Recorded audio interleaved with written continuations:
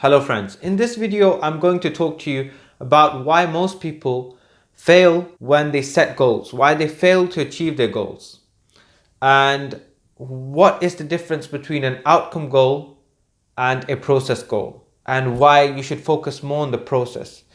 This video was requested by one of my subscribers, Zain. I hope you enjoy watching it and I hope you find it useful. Let's get into the video. So most of you have probably heard of SMART goals. What are SMART goals? Well, SMART is an acronym that stands for specific, measurable, attainable, relevant, and time-based. So all of your goals, your outcome goals, should be SMART. And the point of this video is not to say or not to tell you that you shouldn't set outcome goals. So I'm not going to go into SMART goals because this is not the focus of this video. This video is more about process goals versus outcome goals and the difference between them, and why you should focus on the process. In fact, I believe both goals are necessary. Both outcome and process goals are necessary in order to achieve your goals. I don't believe that you should set one or the other. I believe that they work hand in hand and they complement each other.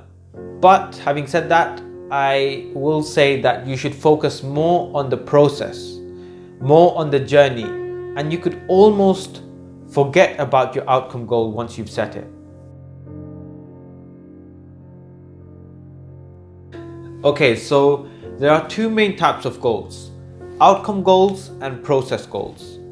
So what's the difference? Well, outcome goals focus on the result, the final result, whereas process goals, they revolve around the journey, the process.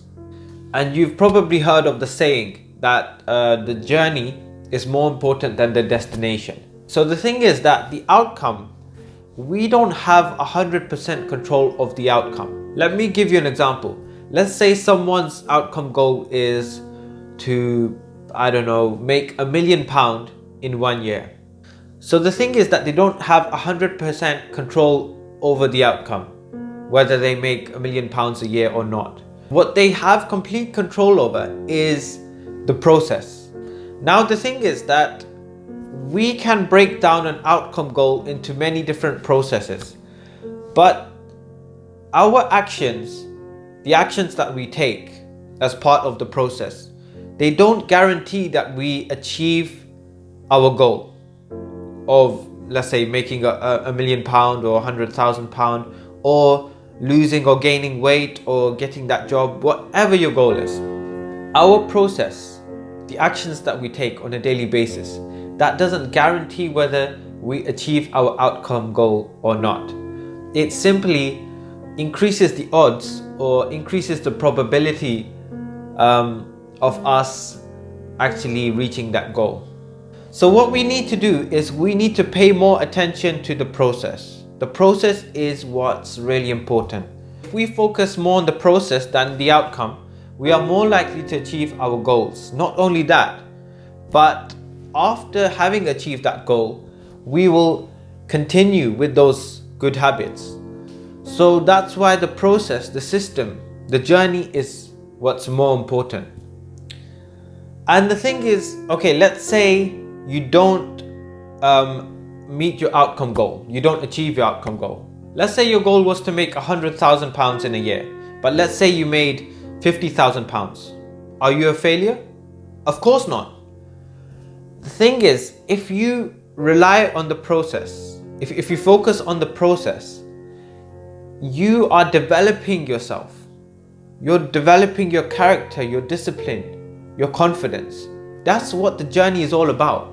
The journey of where you started and where you're going is a journey of growth. You're going to become a completely different person when you immerse yourself in the process. You're going to grow as a person. Your confidence is going to grow. You're going to become more disciplined. You're going to take on more good habits. You're going to learn many different skill sets. And so it's about who you become as a person.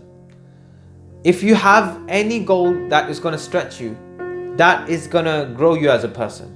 You see, if you focus on the process, you will end up, you're more likely to achieve your goal, but not only that, you're likely to carry on with those habits into the future. You've probably heard about the saying, how do you eat an elephant? Well, the answer is one bite at a time.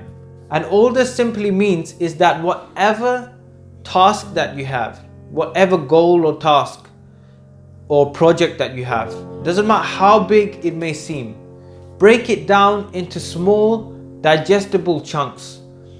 Tasks that you can do easily. Break it down into smaller goals, break it down into chunks, break it down into milestones, and break it down into a process or a system. Remember, mile by mile, it's a trial. Yard by yard, it's hard. And inch by inch, it's a cinch. That means that whatever goal that you have, if you approach it inch by inch, then it's going to be easier.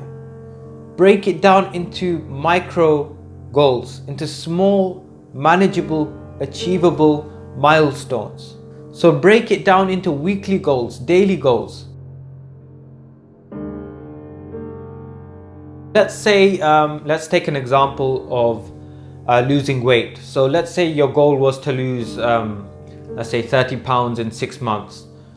So you need to follow a process in order to get you to that goal. So in order to meet your outcome goal, you need to break your outcome goal into smaller, more easier goals. So you need to create a process.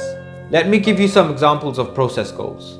It could be how many times you're going to go to the gym in a week, or what nutritional plan you're going to follow, how many macros or calories you need to take on a daily basis in order to gain or lose weight.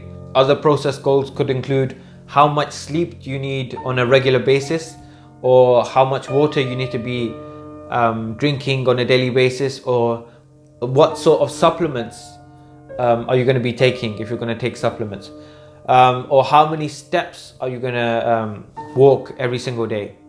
So these are all examples of process goals.